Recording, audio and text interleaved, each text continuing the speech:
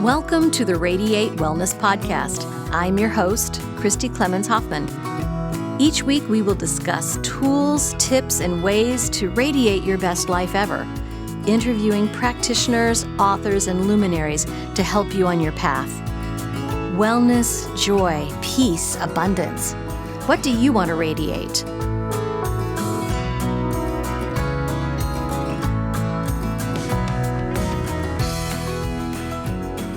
All right. Hi, and welcome to the Radiate Wellness Podcast. I'm your host, Christy, and I'm here with Jackie Ames from Boulder, Colorado. Hi, Jackie.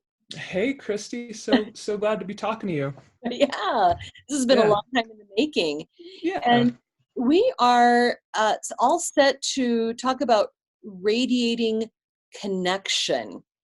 And Jackie practices so many different ways to achieve this type of connection. I think we're really going to have a good time here today because there's so much overlap, so much knowledge, so much healing that I think comes along with what Jackie does. So Jackie, we were talking about connection in terms of many things. So, well, let's just back up a little bit and just tell us like all of the different things that you do, all the things you offer. Yeah. So I guess I wear 3 hats total. My day jobs are Rolfing and Astrology.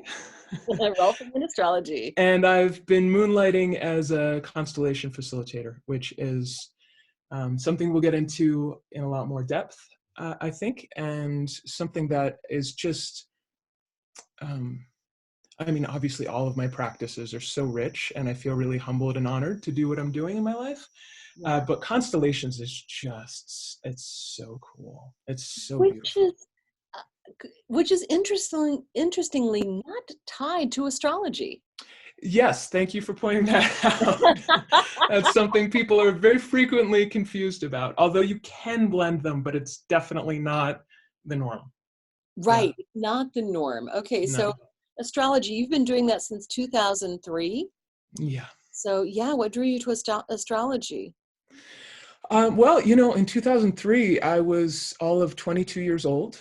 And like a lot of 22-year-olds, I was really trying to understand what the hell was going on in the world and who I was and just understand reality. And it was also a little bit, you could say, of a karmic or fated connection.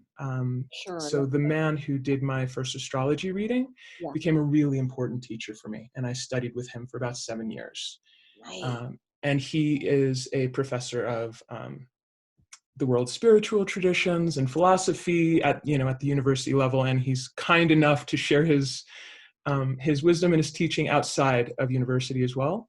So I basically came into astrology because I was fascinated that this very, kind of clean-cut looking university professor was a professional astrologer, right? That's amazing, right? Yeah. And I mean, that's one of the real gifts that he gave me is he's someone that the culture just naturally takes seriously because of how he looks and how smart he is. And he always took everyone around him seriously, and he took a lot of things seriously that the culture doesn't take seriously. So anyway, so I had my first reading and I, mind blown, and I just started studying. I just wanted to learn everything I could possibly learn. And so it sounds like it set the stage for you to understand how we work as a multidimensional, expanded being, right? I think in a sense, I'm kind of secretly a skeptic. I'm both a mystic and a skeptic at the same time. And so astrology was this ongoing reinforcement that something very different is going on than what we've been told, right? So I couldn't stop taking that in and kind of retraining my sense of reality in a way and feeding that mystical sense. That is so cool. Yeah. I never intended to become an astrologer. I just couldn't stop studying. We have so much in common, Jackie. Yeah. And so then did you, after you really got your feet wet and started diving into astrology, is that when you started doing the Rolfing stuff? Yeah, Rolfing, I came to Rolfing through massage. So you could say professionally, I was floundering a little bit. And I looked around me in this community that was studying the spiritual traditions of the world and philosophy and all of that. And there were a handful of massage therapists, in their 50s, 60s even, who loved their jobs, created their own schedules, and were doing this beautiful work. And I thought, maybe I could do that. So I was in massage first, and I did that for about 5 years before I found Rolfing, which just happens to be a much better fit for me. And I mean, the results I get to create with that work are so beautiful. The results are amazing. I mean, you can take before and after pictures Yeah. of the changes in person's body. So for the uninformed, someone who maybe doesn't know about Rolfing, it's weird. I learned about Rolfing when I was an undergrad in theater school. Oh, how interesting. Right? Right? Our theater movement teacher was talking to us about body alignment and just like creating different characters with your body, and she talked about the role of Rolfing. So yeah, tell us a bit about what that is. Yeah, well, so if anyone hasn't picked up on it yet, it's a form of body work. So it is somebody on a table and the body worker has their hands on you. Essentially, we are reorganizing the connective tissue of the body. We're reorganizing the structure of the body so that it's aligned and supported in gravity. Because gravity is something we are in relationship with 100% of the time. You can almost think of it like the earth is literally another part of our body, because there's never a point at which it's not in relationship to the earth, even if you're on an airplane, unless you go to space. We'll leave the astronauts out of this. But so your relationship with the earth, you could call gravity. And if you are not supported by that, it will end up dragging you down. And that has multiplying consequences over the course of decades. Right. So to make this tangible for people, this really helps. So we all are familiar with forward head posture, all that computer work, all that texting, our head tends to creep forward. And every inch in front of our body that our head becomes is an extra 10 pounds that our neck is carrying. So you can think of it as like if somebody is carrying a heavy box, they carry it close into their body, right? You don't carry it out here because you're not supported by the rest of your body through gravity, right? You don't want all that weight in your arms. Same thing with your head. And that's just one example, right? So anywhere you can be unsupported in gravity and end up putting a lot of unnecessary strain in different parts of the body. Sure. So this is the very kind of physical, dry part of it. There's a lot that we could talk about in terms of the relation to soul and spirit too with Rolfing. But yeah, Dr. Rolf, she was kind of criticized that she didn't care about soul or spirit. And her wonderful quote about this was, "They say I don't care about soul or spirit. That's just not true. It's just the body is all I can get my hands on." I love it.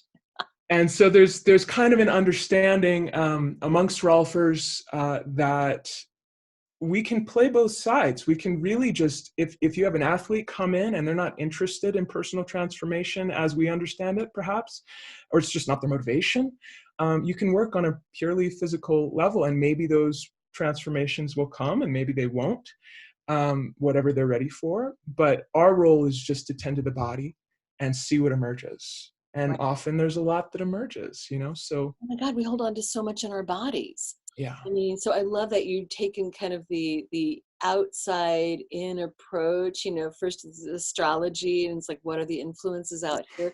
And what are the influences in our body? Yeah. Line nose, alignment of the stars, alignment of the body.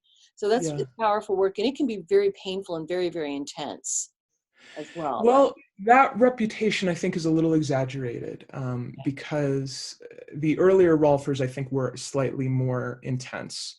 And we came to understand as a profession at a certain point that that intensity wasn't actually getting us more results. In fact, if the body registers it as trauma, then you can actually have some backpedaling. Absolutely right. So so I never am working at a level that's beyond somebody's Like uh, comfort level. well, comfort level.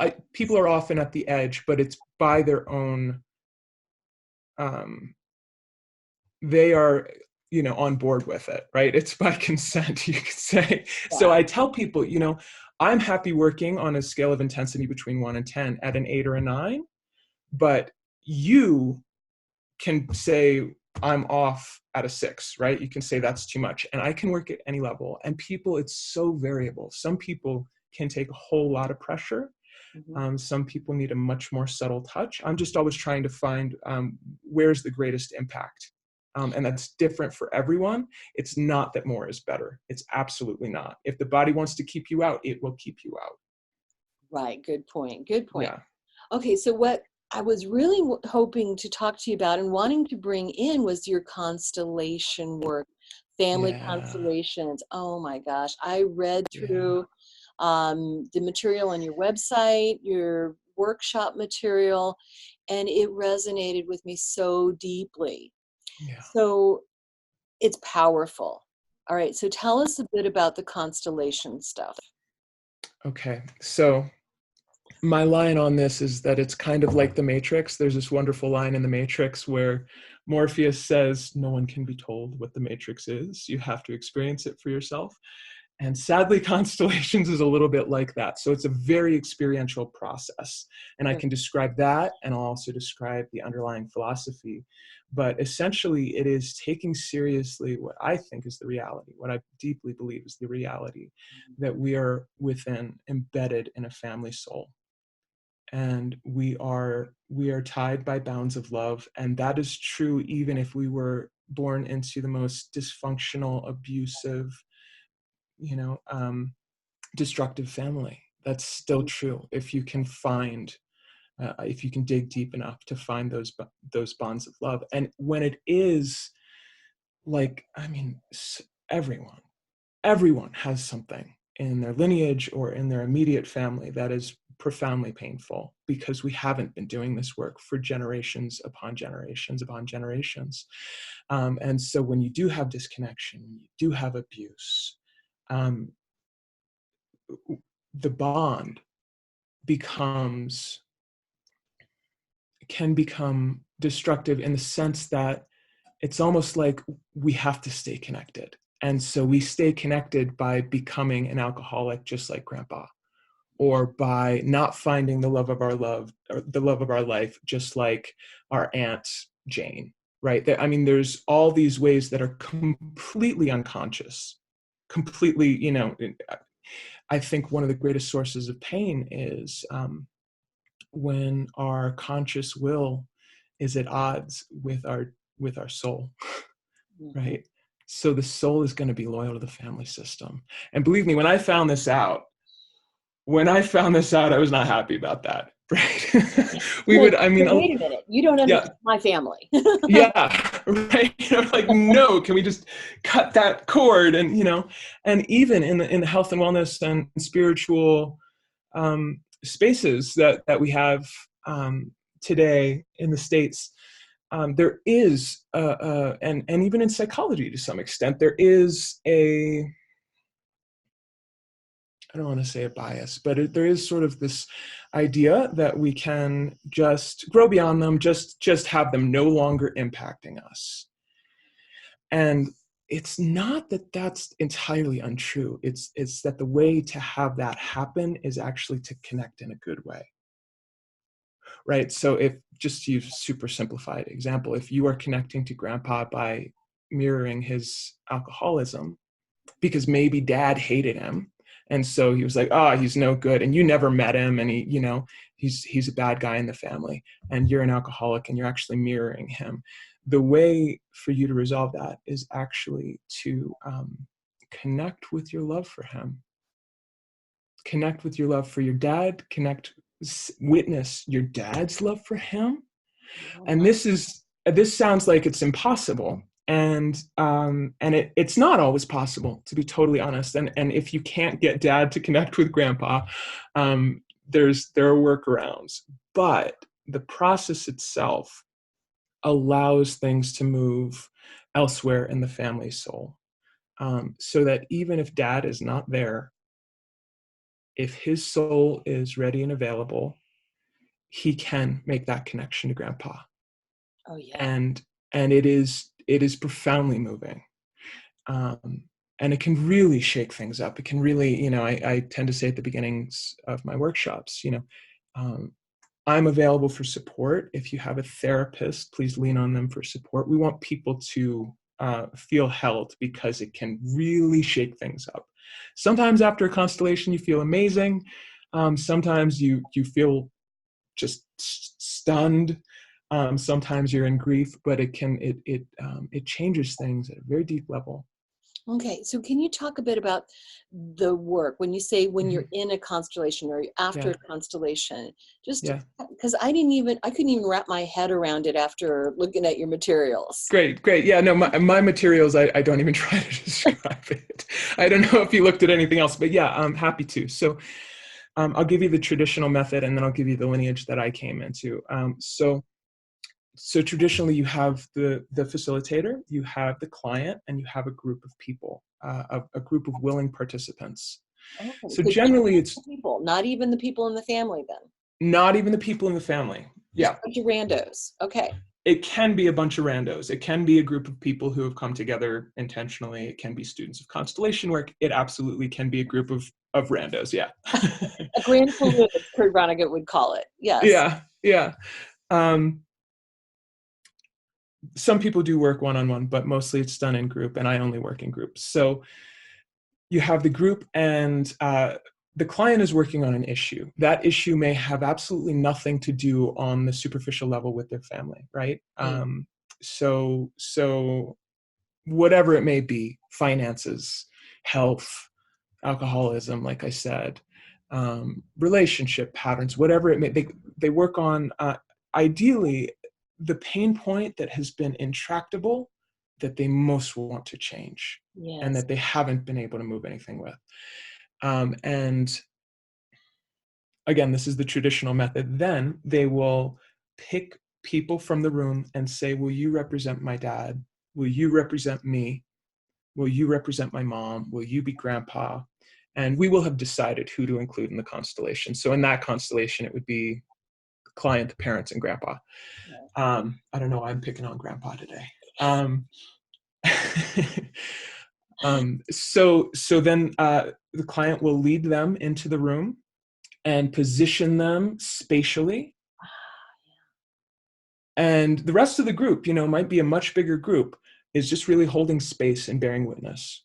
And it's a very heightened space, and then the client sits down. And that is one of the most interesting things about this work, is as the client, you just sit there and you just watch what unfolds. So then the facilitator will lead a process. And what is remarkable is that the people representing dad, grandpa, mom, and the client have these really undeniable experiences, feelings in their body and emotions that the client will confirm are just like their family system. Hi, this is Christy. I just want to say that we here at Radiate Wellness hope you are enjoying this podcast. It's free to you, and we hope that you find it informative and inspirational, heck, even fun. We have just 3 small asks of you to help us radiate growth. First, please hit the subscribe button on whatever platform you're listening on. That way, you'll receive a notification every time that we have a new podcast episode out. Next, please give us a thumbs up, a like, or a 5-star review. If you're feeling inspired, a positive review wouldn't hurt.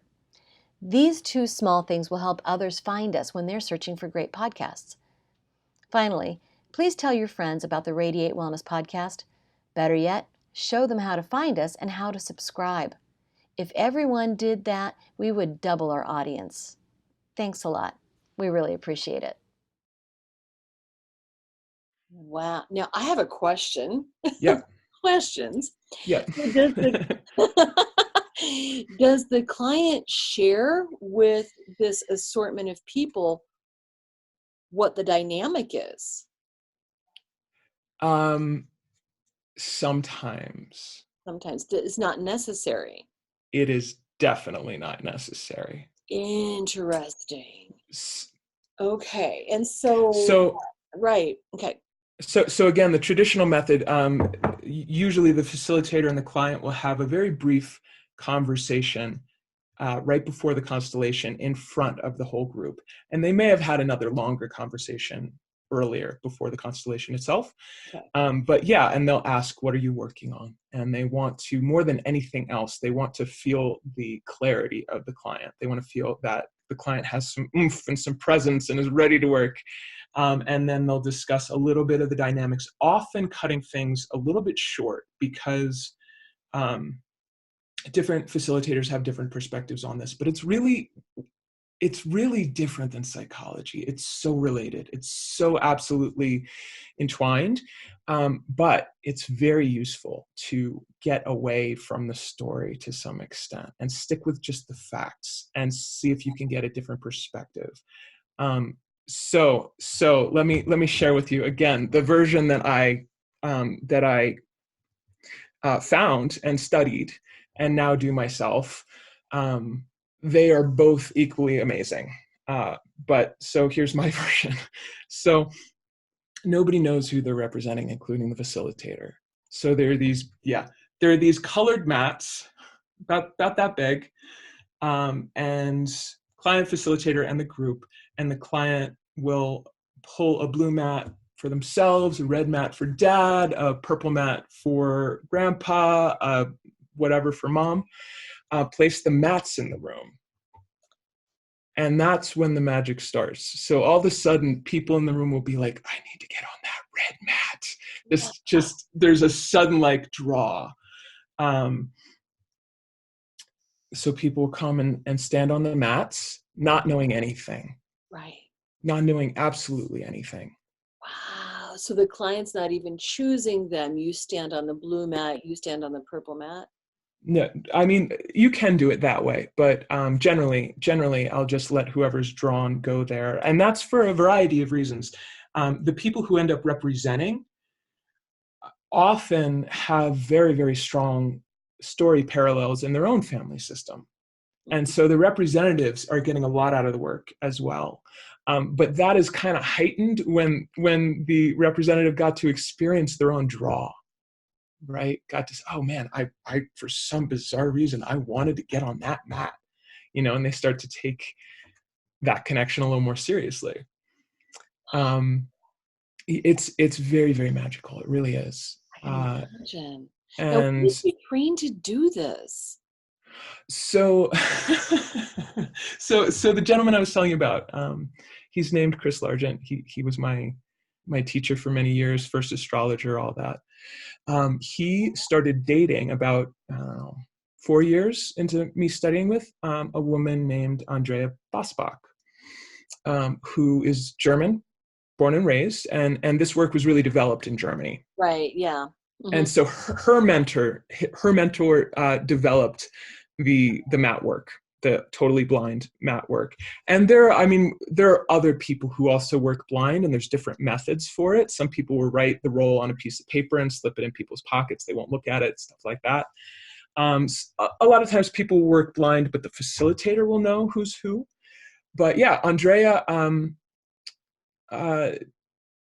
just works totally blind and uses the mats. And so for about 3 years, I just went to everything. And she did a 2-year training. And I had the advantage because, Chris had kind of taken me under his wing. I go out to dinner with them and lunch with them, and I get to hear some behind the scenes stuff. And I just got to really soak in it for a few years. And I actually had a bit of a falling out with them, very sadly. And that's a long story. And so then I didn't constellate for a very long time. And it's just been in the past couple of years that I've stepped back into it. Wow. Okay. Yeah. So is there a program or anything that you go through? There are programs. There are programs to do constellation work all over the U.S. In terms of the blind work, I think Andrea might be it. And and I don't know that she's running programs to, like certify people to work. I think it might more be like, you do a training and then you do more apprenticing kind of a Yeah. thing. But it's not dissimilar from astrology in that at a certain point, you can do a year-long training that's once a month with somebody Right. and get a piece of paper that tells you what you're doing, or you can just study and study and study and study, and at a certain point, baptize yourself.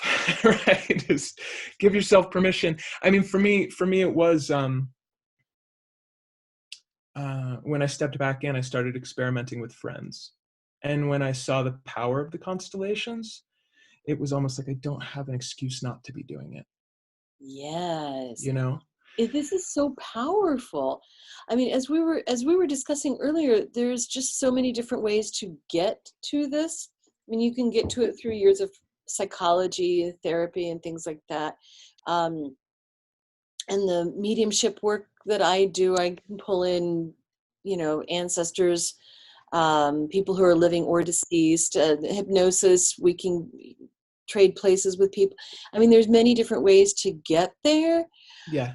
But this seems such a visible and visceral type of thing too. I can see it being very powerful. It really is. It's human beings are such sensitive systems. So, there's a lot of, I mean, you can imagine this, right? You have a group of people. Not only do the people in the constellation not know who they are, the group of people outside doesn't know who anyone is. And this process can take an hour to an hour and a half. And everyone's engaged Yeah. because you can feel how real things are. And emotions are very compelling, especially when they're, it's not sentimental. It's really real primary feelings that maybe haven't been processed. So it is. It's very, very powerful, and it.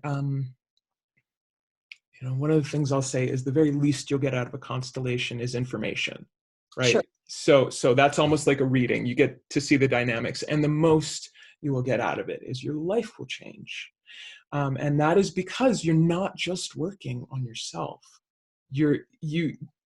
It's an opportunity for the rest of the family soul to step up that they might not have any other way.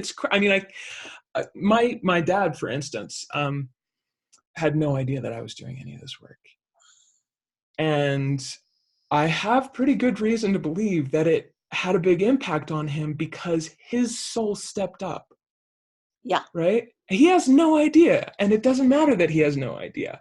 But he's having kind of a second life. He lost 150 pounds. He started dating. He's a different guy. And again, maybe that would have happened if I wasn't doing the work that I was doing. I have strong reason to think it was very related. And I'm Yeah. not taking credit. Like, he stepped up. We're all related on the quantum level. I mean, everything is connected. Yeah. So I have no doubt that we are tapping into these other people's consciousness Yeah. and really affecting change and having a conversation on the quantum level. I have no doubt in my mind. Yeah. And sorry, go ahead. I've been talking a lot. And you should talk a lot because Good. I'm interviewing you. But I do have a question that reminded me of the conversational aspect of it. So when the people are standing on the mat, Mm-hmm. so are they having a conversation with the client or the focus person? So there is always a representative for the client, which again, I mean, you can imagine the surrender. The client is really just sitting back in their chair watching this unfold. So there are practitioners who work and they'll actually put the client themselves in the constellation. That's not how I work. So yeah, the conversation will not happen with the client themselves, but it will absolutely happen with the representative for the client. And it's a very, I would say 90% of what people say is kind of beside the point. There's like key sentences that actually move the needle, like, I missed you so much, or I'm so angry I could just kill you. You know, there are truths that, I mean, that's a horrible one, but there are truths that come through that need to be said that move things, right? Or I love you, you know? Or I see How hard. you in, well, I see how hard it is. Again, that's a little bit more like psychology. Right. There's a beautiful movement that I use a lot, and it's a bow. And it's a bow without your hands in front of your heart, so it's an open-hearted bow, and that moves an enormous amount. So you can say, I see how hard it is, and so much more with just a bow. Yeah. um Wow. And so these key phrases that you give to move the needle, yeah. is this you've decided what that's going to be by talking with the client beforehand? Well, no, definitely not. No. So in the moment, people will spontaneously say them, or you can see it on their faces, and they'll be talking around it. Like um they'll be saying things that are, you know, when you went over here and connected with this person, I was upset because I missed you. They'll start talking, and they're not dropped in, and I'll say, try this. You see if this feels right. Just look at them and say, I love you. Just look at them and say, you are so important to me, and I missed you so much. Or like, you know, a powerful one for parents who have had difficulty and are maybe separated, is to look at the child and say, I see your dad in you, and I honor your dad in you. And that will stop the squabbling so quickly. You know, that will get, because we all have these conversations we've had a billion times with our mom or with our partner or with our dad, right? Sure. And if you can find like the thing that will help move the needle. So if you've been critical of your child's dad endlessly, and maybe he's deserved it, you are teaching your child to reject half of themselves. Yeah. And they feel that. And sometimes they'll say, after that movement, they'll say, oh, I feel so much better about myself. Isn't that amazing? Yeah. Wow. Yeah. And the parents will be nicer to each other too. You know?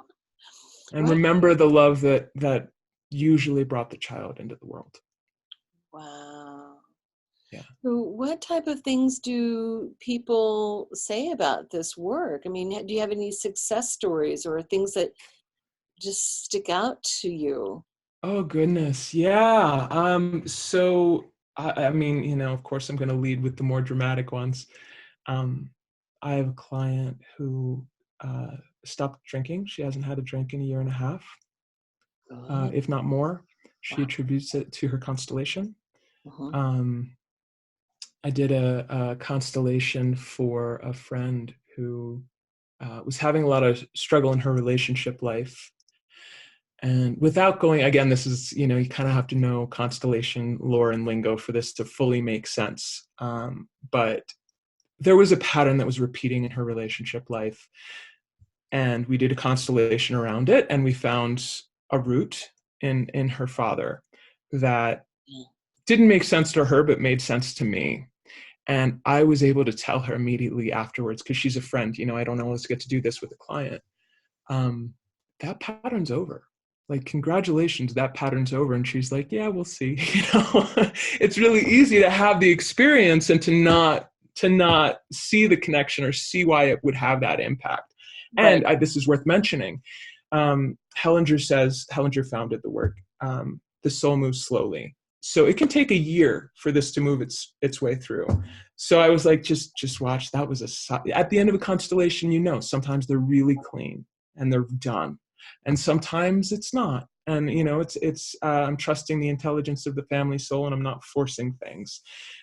So anyways, so I can now report that she has not had a repeat of that pattern in her relationship life. She just hasn't. And it has been 2 years. Wow. Um, here's a fun one. So somebody who was dealing with some pretty serious chronic illness. And I said to her before we worked, you know, this is something where there's usually multiple causes for something like this. right? It could be, I believe you can almost find an ancestral relationship to anything you're working with, Right. but there might also be just very hard physiological factors. There may be, whatever else, right? Right. So I kind of had a disclaimer, but happy to work with her. We did, again, it was one of those pieces of work where afterwards I said, I actually haven't had a constellation with somebody working on a physical illness that got better. So I don't know, but that constellation was solid, and you can expect change. So that was like, we did good work, and you can expect change. Be optimistic. So 3 months later, she figured out that she was taking a medication that was really screwing her up. And so there's, it's like, who's to say which piece of the puzzle comes first, right? Exactly. All I can say is that after years of being debilitated by chronic illness, a few months after the constellation, and after a constellation where I said, hey, that was a big shift, she was feeling better, and she's doing really well. So those are some of my greatest hits. It's very, very common. It's very common for people who even aren't working on family relationships, Right. to find improvements in their relationships with their immediate family, and deceased family too. And in case it wasn't clear, you kind of mentioned it in the work that you do. The ancestors who are no longer here with us are very much still alive in us, and they are with us on another level. Absolutely. Yeah. That is fascinating. And so, in your materials, it looked like these constellations were like a very lengthy, maybe all day type of process. Am I seeing that correctly?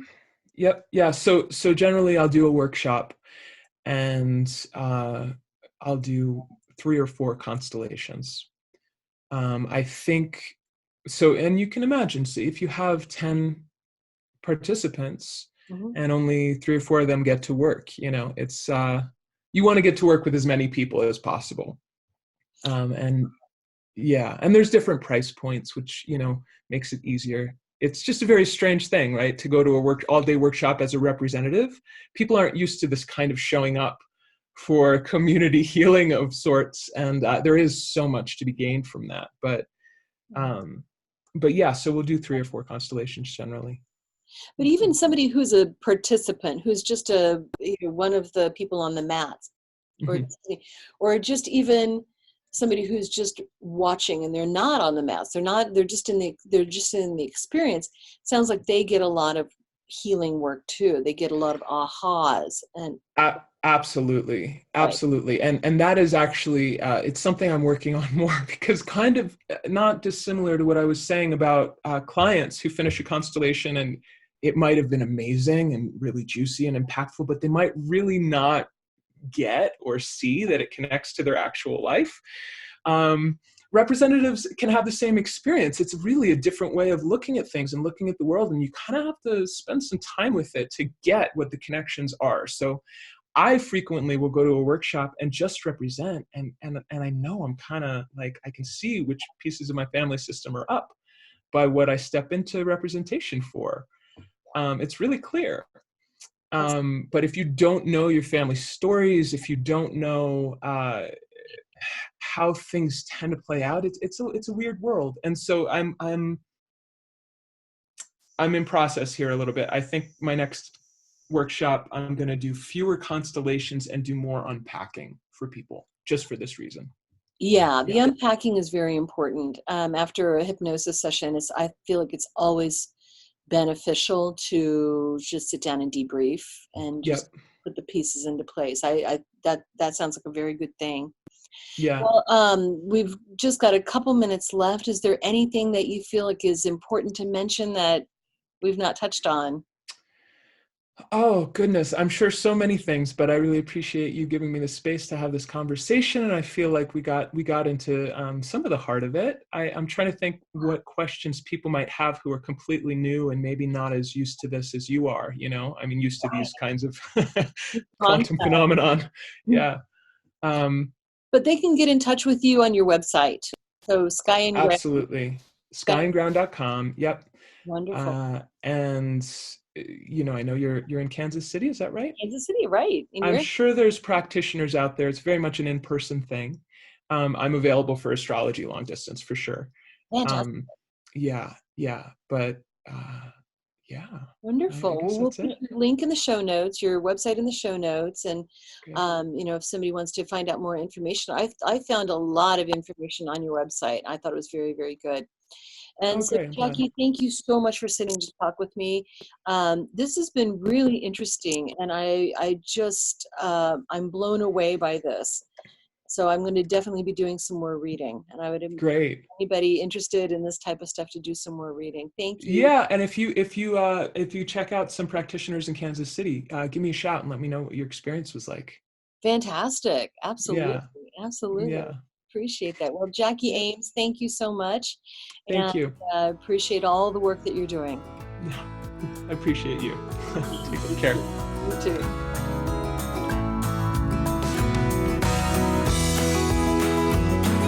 Radiate Wellness is a community of holistic and alternative healers and consultants based in the Kansas City area, dedicated to helping you create spiritual, energetic, and physical well-being. To learn more about our practitioners, services, classes, and events, or to schedule an appointment, visit us at radiatewellnesscommunity.com.